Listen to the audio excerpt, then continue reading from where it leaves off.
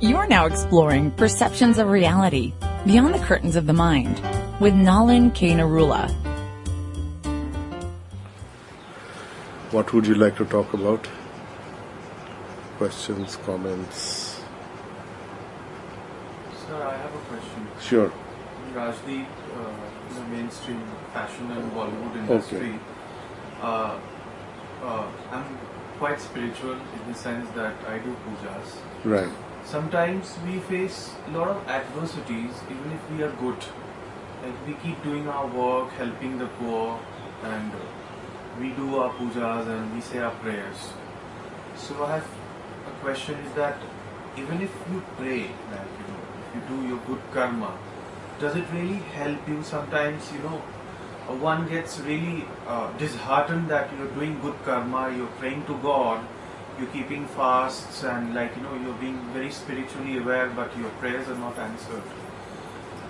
And this is what happens with me, and I have been trying to be good throughout and trying to pray hard and work harder.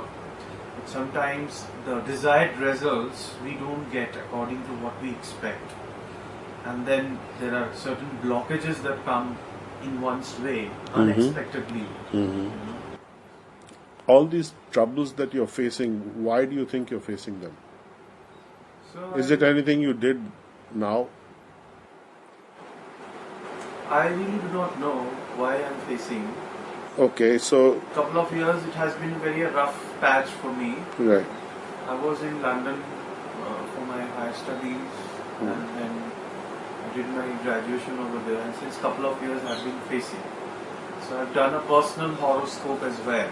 An astrologer, I consulted quite a famous astrologer. So they said that this is the phase where, but sometimes it really goes out of my head and I try to lose control. That's why me. See, the thing is, this why me is happening to everybody. And you need to be aware of 2-3 things.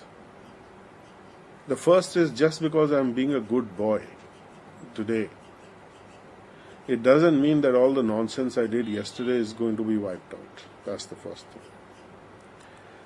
Let's not even use the word nonsense. Let's say that we have done some activities for which we are getting the results today. We may not remember what we have done. We may not be aware that in this lifetime what has happened and how I have suddenly facing all these problems which I shouldn't be. I'm doing whatever I can to be a better person. I'm following a pious route of action. I am behaving myself as much as I think I should be, and I'm searching for the truth, and I'm looking at spiritual solutions. All very good, but that doesn't absolve you from previous crimes. So what we are getting today is the consequences of previous activities or previous crimes that we have committed. Restitution we have to make today. We do not know what we are paying for.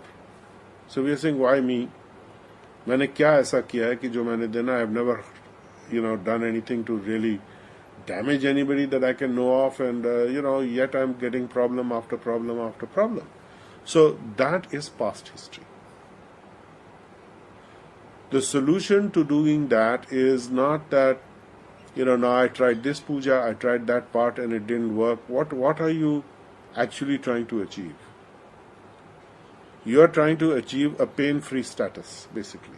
Whether it's physical, mental, emotional, financial, career-wise, aspiration-wise, anything. You want things to go well, right? But it's not on demand. However, we find that, there are 3 types of, karmic activities that one does. One is a karmic activity where it's considered to be good and positive, what you're talking about.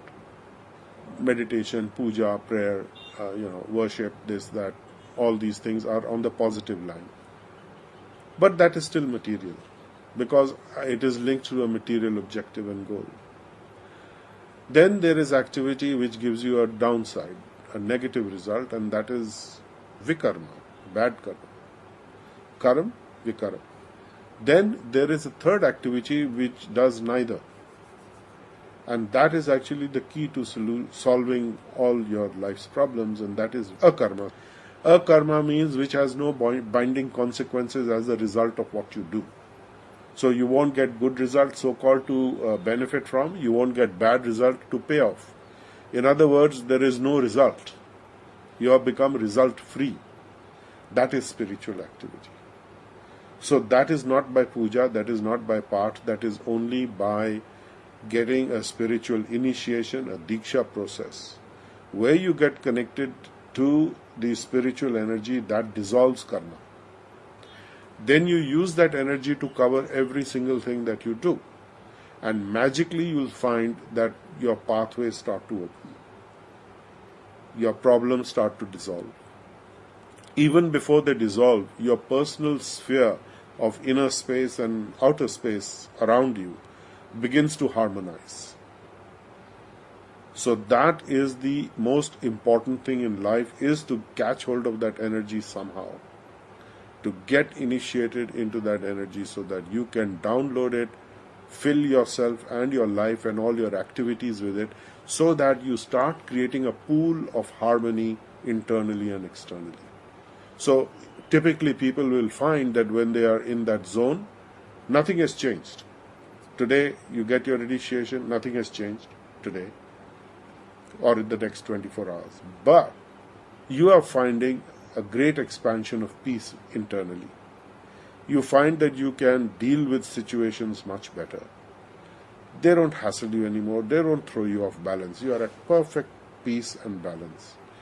And this movement keeps expanding. The more you do your healing using the techniques, the more sadhana you do, the better it becomes, and more you start achieving. All the obstacles start becoming very, very small in comparison to your capacity to overcome or to go around or to fix it. So ultimately, if you can fix things, it's not a problem. It is just something there that you need to do. And if you are able to do it, there is no downside. So these are then, we view them as opportunities. How do you build your muscles against resistance?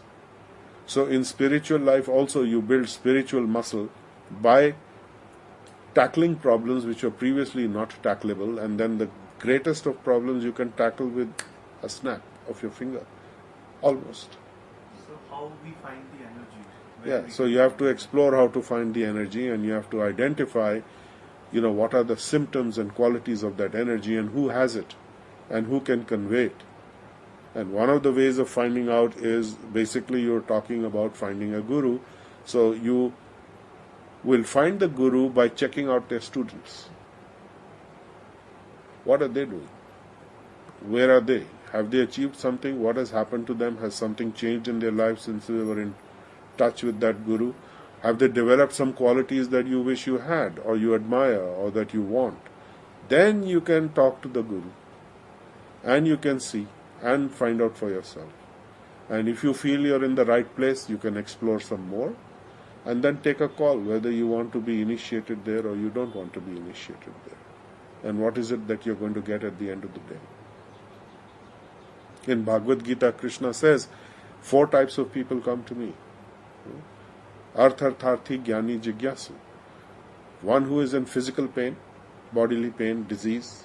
One who is in financial pain. Clearly mentioned, Arth and Artharthi.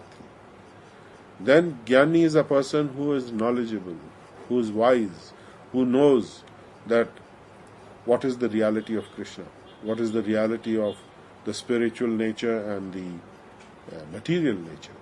He can understand. Very few of those. Bahunam janmanam ante jnanvan mam prapadyante. Vasudeva sarvamiti sa mahatmana sudurlubha. Very difficult to find. Many lifetimes out of many such people, a few Mahatmas who realize what is the reality and truth of Vasudeva, Krishna, son of Vasudeva, he will come to me. Very difficult. Many, many millions of births. So then there is the curious. Jigyasu, one who is curious, just wants to know. Okay. So in other words, everybody is motivated by some material expectation to seek the spiritual. Nothing wrong with that, as long as you come to the right place. If you get distracted with sideshows, if you run off to the demigods, if you run off here and there, Krishna says the people who run off to the demigods have alpa buddhi, they are not very intelligent, because they are thinking the demigods are the source, whereas actually I am the source who empowers the demigods. So why don't you come to me? I am a one-window solution. Demigods have limited powers. It's like department heads of a government. Their window says, you can dispense 1,000 crores. That's it. After that, you have to take permission from head office. So he says, why don't you come to head office? Why are you wasting your time with this? Because you're going to get entangled in demigod worship and making deals with them. The problem with demigods is, if you promise them something and you get a deal from them and then you are very casual, you're going to get a downside. Because you didn't fulfill your part of the bargain. So you have to be very careful of making deals with devtas and devis. Because if you say, हाँ जी मैं ये मेरा काम हो जाए तो मैं ये करवा दूंगा, अभी तो बोल दिया ना बड़े इमोशनल होके, अब काम हो गया, आपने बोला ये तो होना ही था, मैंने ये भी किया, ये उपाय किया, तो entirely demigod ने थोड़ी किया, तो then demigod will give you a whack because you've broken your contract. So those things. Other downside is the demigods don't consider what is in your benefit. You can ask, for example, Lord Shiva for something, and he's Ashutosh, easily pleased. Le lo. It's not in your interest. He'll still say le lo. You go to Krishna, he won't give it to you if it's not in your interest. So it's the same thing with the healing energy. The healing energy will give you only if it's in your interest, but it will give you sufficient, which you think is in your interest, but the divine will harmonize it in such a way to keep you on the path. But there are... from the path. Huh? Not to derail you. Whereas the demigods are not, there's not their responsibility. You can be derailed easily. That is the downside of the demigods. So the next question what I have, that we see so many people here like who have a very hassle-free life and who are born rich and born famous. So what is it all related to their past karmas? Absolutely. They have done something in their past lives. I look at it, my spiritual master used to say, all the government servants have done a lot of spiritual activity because they don't do any work. They just get a paid pension for doing nothing much. Huh? That was 30 years ago. So today it's slightly changing because of Mr. Modi. But he has to overcome this inertia of so many years. So yes, they have done some pious activities in the past. And you will find that ultimately they are the most unhappy people. Because having money, having riches is not going to make you happy. You will find amongst people those who are disconnected from the divine, no matter what material benefit they have, they are always unhappy. Whereas those who are connected to the divine, they may not have material pleasures or material things, they are always happy, or predominantly happy, or largely happy. So the key is your connection to your spiritual source. So when you are connected to your spiritual source, other things lose their impact in terms of importance in your life. Of course, you can be deviated sometimes, you can be in illusion, but if by and large you are able to be on track, whether you're in a palace, whether you're in a humble home, whether you don't have a home, it makes no difference to you. You're living because you only need 3 or 4 things to survive. You need air, you need food, water, you need a place of shelter, and you need some livelihood. That's it. Nothing else you need. Everything else is bonus. Whether you wear Armani or you wear, Fab India, it doesn't matter. You have Christian Dior, you have Paco Rabanne, it doesn't matter. It's a matter of what your pocket can afford and what you like and dislike. Likes and dislikes will also change depending on your pocket. So that's not fixed. In London we were doing like this, in India you can't do it. Okay, no problem. Then? So one last question. Sure. Why do we have different religions in the world? Like if God is one, as you said, that Yeah. Krishna is one, Yeah. then why do we have different paths? And in certain religion, a particular religion, they say, okay, we are the only truth, we are the only right path. The others are the hell raisers, they burn in hell, and if you follow our religion, you go to heaven. So why there is so much of differences in religion if God is one? Why did He create? Don't you think so that human beings He didn't have got create. confused? He didn't create religions. The religions are if you examine what is the meaning of the word religion, firstly, it comes from the Greek religios, which means a search for the truth. So religions are searching for the truth. They don't have it yet. Not entirely. And in every situation, in every population, in every country, according to their cultural background, according to their level of understanding, according to Vedic anthropology, there are 400,000 types of human beings, and their anthropology is classified according to their spiritual evolution. So as there are 400,000 types of humanoids, they understand things differently. So according to time, place, circumstance and capacity to understand, the medicine has to be given accordingly. So that is why there are different religions, because they cater to that particular population and they have a particular mandate. You study in this school, do not go to any other school of thought, you shall burn in hell, or the equivalent. Why? Because you will get polluted and contaminated by their thinking, which will then deviate you from this path. So therefore do not do it. That is the reason. There is no other reason. The most elegant and complete and elevated form of spirituality, come religiosity, is the Sanatan Dharma system that we have, the Vedic system, which the word Sanatan Dharma means your eternal occupational duty. Now your eternal occupational duty is entirely different from your, you can say, functional occupational duty, from your relative occupational duty. So the eternal occupational duty is on the absolute platform. Then there are other which are relativities. What is my duty as a son to my parent? What is the duty to my son as if I am a parent? What is the duty to other relationships? If I am a judge in court, what is my duty there? And yet when I come home, I am a son, I am a husband or a wife or anybody else. So those relationships are different. I can be a judge in the court, but I am not really a judge at home.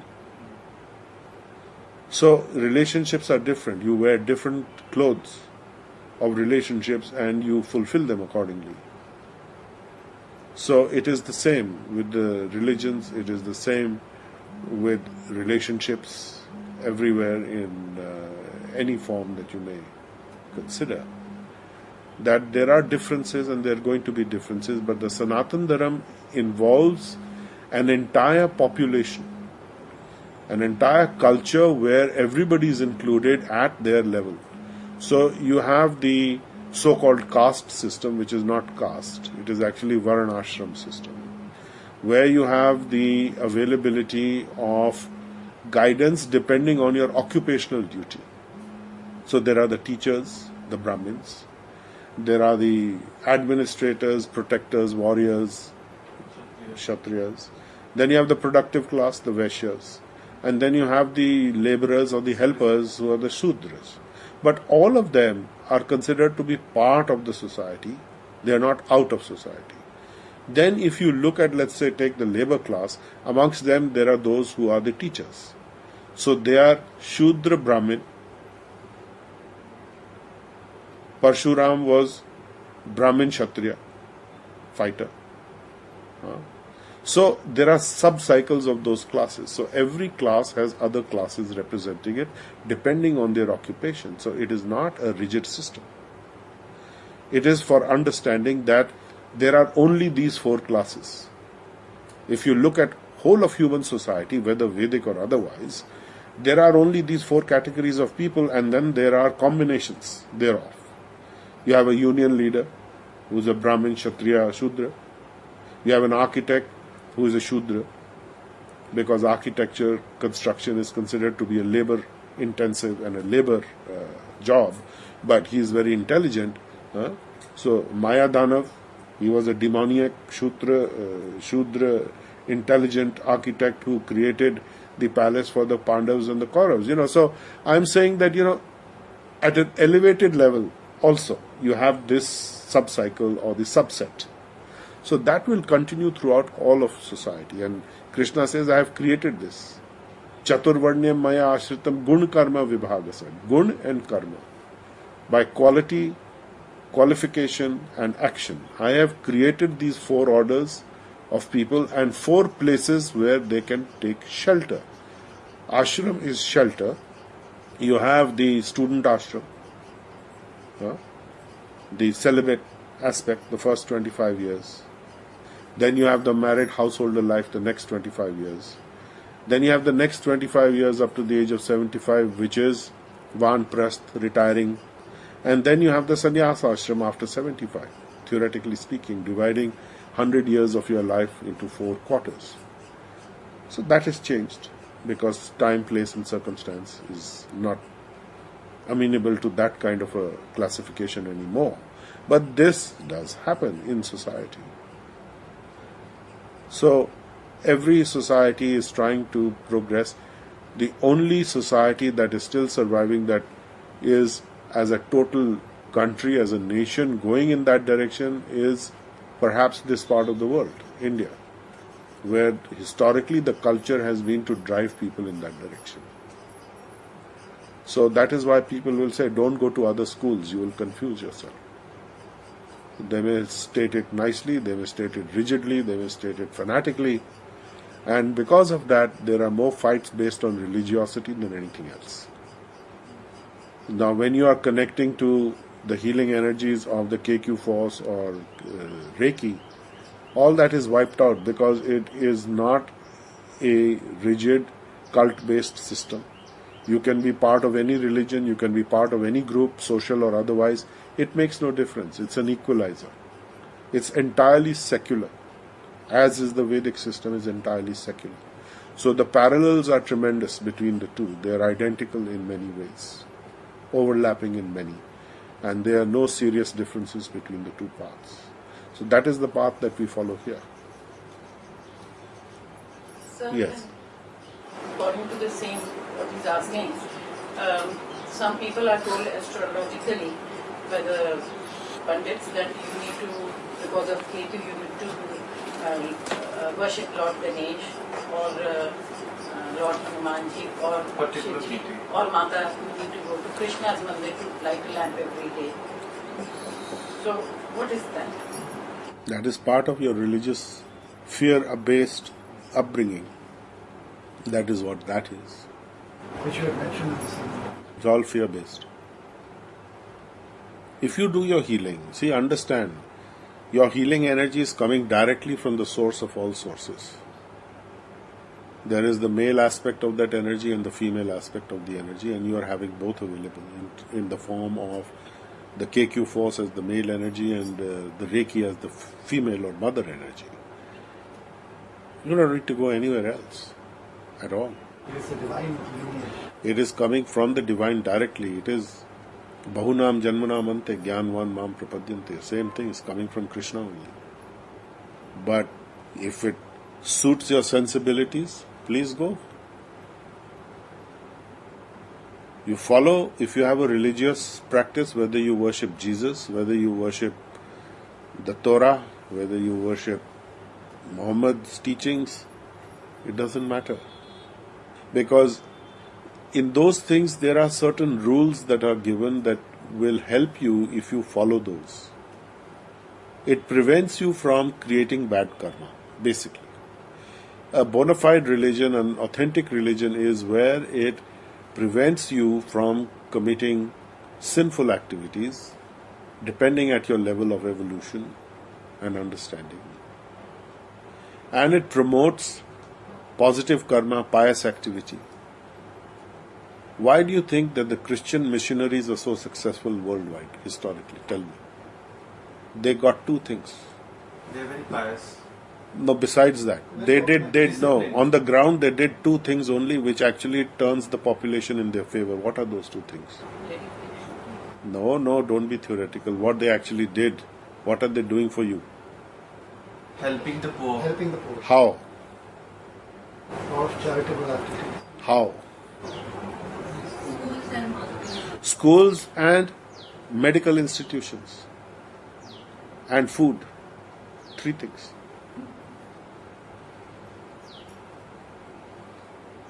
Mother Teresa is a great example. So they are helping the poor in terms of what are the poor suffering from? Malnutrition, maybe lack of food and lack of medical attention and education. Okay, take care of all three. They are sold out for the rest of their life. You understand? And you help each other to progress in life. That is what it's all about, eventually.